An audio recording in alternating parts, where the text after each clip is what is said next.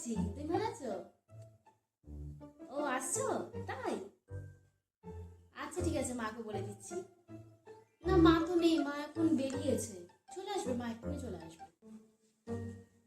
ও মা, বলছি যে ননদ আসবে। তাই?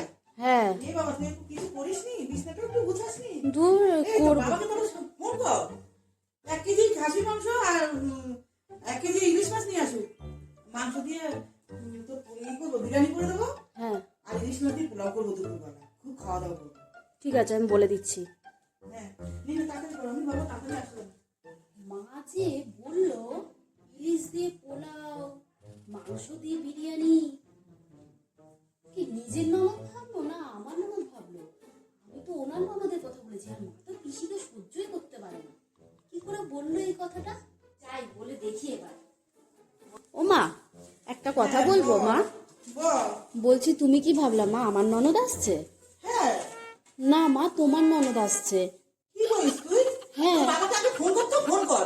ফোন করে আনতে সব বারণ কর, ইলিশ মাছ খাসি মাছ কিছু দরকার নেই। ওই রায় বেগুনি আসছে, ওই জন্য রান্না করে আমার শরীর ভালো না। আমি তো তাই ভাবছি, তুমি তো পিসিকে সহ্যই করতে পারো না। আমার শরীর ভালো না।